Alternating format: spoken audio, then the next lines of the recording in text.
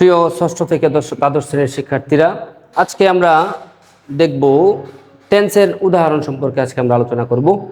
যারা আমাদের গত ক্লাসটা তোমরা দেখেছো, ওইখানে আমরা টেন্সের গঠন সম্পর্কে আলোচনা করেছিলাম, কিভাবে শর্টকাট টেকনিকে 12টি কথার মাধ্যমে আমরা 12টি টেন্স ধরতে পারবো, ওই সম্বন্ধে আমরা আলোচনা করেছিলাম। আজকে আমরা দেখব ওই টেন্স কিভাবে আমরা ধরবো এর উদাহরণ সম্পর্কে আমরা একটু আলোচনা করব আজকে।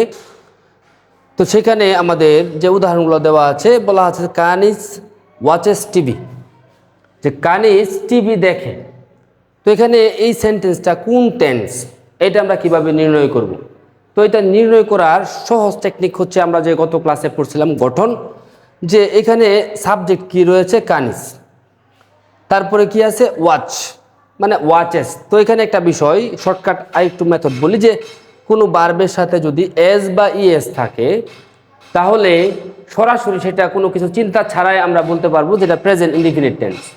কোন tense? Present indefinite tense. S বা ইএস থাকা মানেই সেটা কি প্রেজেন্ট ইনডিফিনিট টেন্স। এখন যদি এস বা ইএস না থাকে, তার মানে তখন এটা B1 কিনা আমাদের দেখতে হবে। তো এখানে এটা B1, তার মানে কি এটা কোন টেন্স?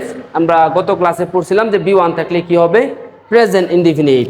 হ্যাঁ, তার মানে এখানে আমাদের কি হয়ে যাবে? এটা present indefinite tense. Kanis watches TV, Kanis TV দেখে, তার মানে এই অংশটুকু হচ্ছে আমাদের প্রেজেন্ট ইনডিফিনিট মানে B1। সুতরাং টোটাল টেন্সটাই কি হবে? Present indefinite tense. 2 নাম্বার এক্সাম্পলটা, হি ওয়েন্ট টু ঢাকা, সে ঢাকা গিয়েছিল। তো এখানে আমাদের সাবজেক্ট কি আছে? হি, আর ভার্ব কি আছে? হচ্ছে ওয়েন্ট। তো এখানে আমরা যদি দেখি যে ওয়েন্ট ভার্বের কোন ফর্ম, তো আমরা সবাই জানি যে গো, ওয়েন্ট, গন। তার মানে ওয়েন্ট হচ্ছে কি B2। যেহেতু ওয়েন্ট হচ্ছে B2, তার মানে আলটিমেটলি এই সেন্টেন্সটা হয়ে যাবে কি আমাদের পাস্ট ইনডিফিনিট। কেন হবে পাস্ট ইনডিফিনিট? কারণ হচ্ছে আমরা গত ক্লাসে পড়েছিলাম যে B2 থাকলে পাস্ট ইনডিফিনিট, B1 থাকলে present indefinite, shell will plus B1 থাকলে ফিউচার ইনডিফিনিট। এই কারণে যেহেতু এখানে B2 রয়েছে, তার মানে এই টেন্সটা কি হয়ে যাবে? Past indefinite. তারপরে নেক্সট যে সেন্টেন্সটা রয়েছে, আই হ্যাভ কট ফিশ, মানে হচ্ছে আমি মাছ ধরেছি। তো এখানে আমাদের কিভাবে আমরা ধরবো এটা কোন টেন্স? তো এখানে লক্ষ্য করো যে সাবজেক্টের পরে কি রয়েছে? হ্যাভ বা হ্যাজ রয়েছে। এরপর এই যেখানে কট, এটা হচ্ছে B3। আমরা এর কনজুগেশনটা জানি যে ক্যাচ, কট, কট। তাহলে আমরা পড়ছিলাম, মনে আছে কিনা তোমরা একটু লক্ষ্য করো, যে হ্যাভ হ্যাজ থাকলে প্রেজেন্ট পারফেক্ট, হ্যাড থাকলে past perfect, shall have will have থাকলে ফিউচার পারফেক্ট। যেহেতু এখানে হ্যাভ হ্যাজ আছে, তারপরে কি আছে? B3 আছে। সুতরাং আমাদের এটা কি হয়ে যাবে? Present perfect tense. কেন? পারফেক্ট হওয়ার শর্ত ছিল কি B3, এইগুলো তো থাকবেই, তারপরে কি B3 থাকবে। সুতরাং এখানে কি রয়েছে? হ্যাভ আছে, তারপরে কি আছে? B3 আছে। সুতরাং এটা হয়ে যাবে কি আমাদের প্রেজেন্ট পারফেক্ট টেন্স। তারপরেরটা, দে উইল কল মি, তারা আমাকে ডাকবে বা কল করবে। তাহলে এটা কোন টেন্স? এখানে কি আছে? উইল, তারপরে কল হচ্ছে B1 ডাকা। তো কলের কনজুগেশনটা হচ্ছে ইডি যোগ করতে হবে, খালি কল্ড, কল্ড। তো এখানে শেল উইল প্লাস B1 থাকলে কোন টেন্স হয়? Future indefinite. তার মানে এটা আমাদের কোন টেন্স হয়ে যাবে? Future indefinite. কেন ফিউচার ইনডিফিনিট? আমরা ইনডিফিনিটের গঠনের মধ্যে পড়ছি B1 থাকলে প্রেজেন্ট ইনডিফিনিট, B2 থাকলে পাস্ট ইনডিফিনিট, আর শেল উইল প্লাস B1 থাকলে ফিউচার ইনডিফিনিট। যেহেতু এখানে উইল আছে প্লাস B1 আছে, সুতরাং এটা কি হয়ে যাবে? Future indefinite. তারপরেরটা হচ্ছে I was singing a song, যে আমি একটি গান গাইতেছিলাম বা গাচ্ছিলাম। তো এখানে আমাদের কোন টেন্স? তো এখানে কি রয়েছে? ওয়াজ ওয়ার প্লাস ভার্বের আইএনজি। তো ওয়াজ ওয়ার থাকলে কি হয়? Past continuous. আমরা যদি গত ক্লাসটা আমরা দেখি কন্টিনিউয়াসের নিয়ম, যে এম ইজ আর থাকলে প্রেজেন্ট কন্টিনিউয়াস, ওয়াজ ওয়ার থাকলে past continuous, shall be will be থাকলে ফিউচার কন্টিনিউয়াস। এখানেও শর্ত ছিল কি? ভার্বের সাথে আইএনজি।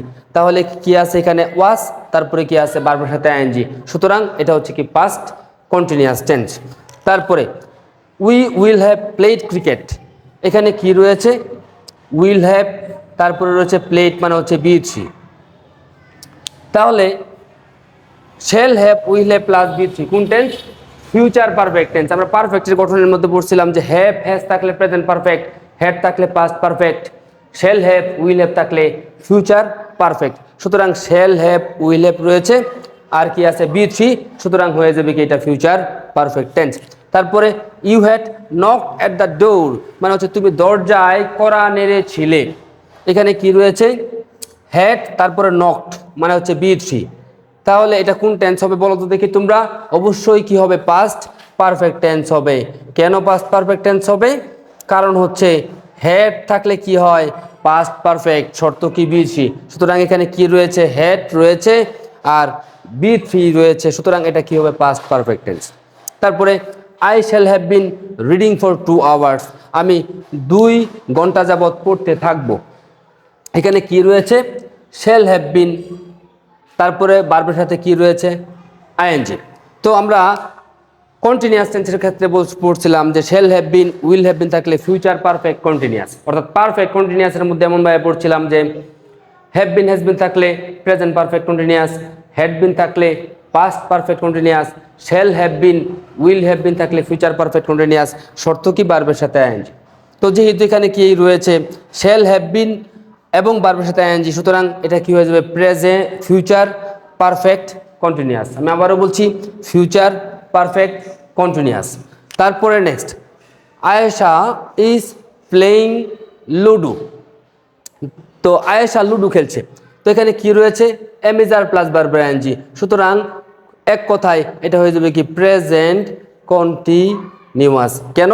আমরা জানি যে এমিজার থাকলে প্রেজেন্ট কন্টিনিউয়াস হয় আর শর্ত হচ্ছে কি ভার্বের সাথে আইএনজি।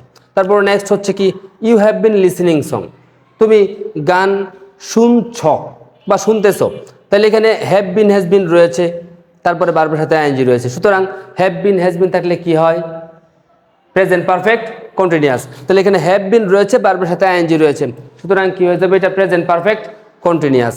নেক্সট হচ্ছে এখানে we will have heard the name of Kazi Nazrul Islam, আমরা কাজী নজরুল ইসলামের নাম শুনে থাকব।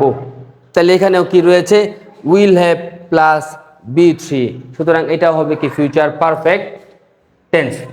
তো আমরা এইভাবে খুব সহজভাবে কি করতে পারলাম যে এই টেন্সগুলো নির্ণয় করতে পারলাম। তো এখানে একটা বিষয় আমি বলে রাখি কনজুগেশন অফ ভার্বের ক্ষেত্রে, এই যে এখানে ইডিযুক্ত ফর্ম যে সেন্টেন্সগুলোর মধ্যে ইডিযুক্ত ফর্ম থাকে, তো এই ইডিযুক্ত ফর্ম থাকলে আমরা এটাকে বি টু বলতে পারি, আবার বি থ্রিও বলতে পারি। ইডিযুক্ত ভার্ব থাকলে এটাকে আমরা বি টু বলতে পারি, আবার বি থ্রিও বলতে পারি। তো এখানে প্রশ্ন হচ্ছে যে কখন আমরা এটাকে বলবো বি টু, কখন আমরা এটাকে বলবো বি থ্রি। তো এটা নিয়মটা হচ্ছে যদি এই ইডিযুক্ত ফর্মের আগে কোনো সাহায্যকারী ভার্ব মানে অক্সিলারি ভার্ব থাকে এবং সেটা হ্যাভ হ্যাজ হ্যাড যদি এইগুলা থাকে অথবা প্যাসিভ ভয়েস থাকে, সেই ক্ষেত্রে আমরা এটাকে বলবো বি থ্রি। যেমন এখানে হ্যাভ অথবা হ্যাজ অথবা শ্যাল হ্যাভ যে কোনো কিছু থাকতে পারে। যদি আগে কিছু থাকে তাহলে সেটা অবশ্যই কি হবে বি থ্রি, আর যদি কিছু না থাকে শুধুমাত্র থাকে সাবজেক্ট তারপরে এরকম ইডিযুক্ত ফর্ম, তাহলে আমরা এটাকে বি টু হিসাবে নির্ণয় করব। আমি আবারও বলছি যদি ইডিযুক্ত ভার্বের আগে কিছু থাকে সেই ক্ষেত্রে সেটা হবে কি বি থ্রি, আর যদি একা থাকে সে সিঙ্গেলে থাকে তার আগে শুধুমাত্র সাবজেক্ট থাকে তাহলে সেটা হয়ে যাবে কি বি টু। যেমন আমরা এখানে লক্ষ্য করি এই যে উই উইল হ্যাভ প্লেট, তাহলে এই প্লেট বি থ্রি কেন? তার আগে কি রয়েছে উইল হ্যাভ রয়েছে। কিন্তু যদি আমি এখানে বলি শুধুমাত্র আই প্লেট, তাহলে এটা হবে কি আমাদের বি টু কেন? তার আগে কিছু নেই, শুধুমাত্র কি রয়েছে সাবজেক্ট রয়েছে। তো আমি আবারও বলছি শর্টকাট, যদি ইডিযুক্ত ফর্মের আগে কোনো অক্সিলিয়ারি ভার্ব থাকে সেই ক্ষেত্রে সেটা হবে বি থ্রি, আর যদি না থাকে শুধুমাত্র সাবজেক্টের পরেই থাকে তাহলে সেটা হবে কি বি টু। তাহলে এইভাবে আমরা খুব সহজেই বি টু এবং বি থ্রির মধ্যে যে ঝামেলা থাকে অনেকের, এটা আমরা খুব সহজেই ফাইন্ড আউট করতে পারবো। এবং এইভাবে যদি আমরা শুধুমাত্র 3 থেকে 4 দিন আমরা প্র্যাকটিস করি তাহলে এই টেন্স সম্পর্কিত যে সমস্যা তোমাদের রয়েছে এটা খুব সহজেই সমাধান হবে, এবং যে তোমাদের কঠিন যে সমস্যাগুলো থাকে গ্রামারের মধ্যে ওইগুলোর মধ্যে তোমরা খুব সহজে এগুলা অ্যাপ্লাই করতেই পারবে, এটা আমরা আশা করি। তো যাই হোক, আজকের ভিডিওটা আমাদের এই পর্যন্তই। তোমাদের rainbow ideal school and coaching সেন্টারের পক্ষ থেকে সবাইকেই অভিনন্দন এবং শুভেচ্ছা জানাচ্ছি।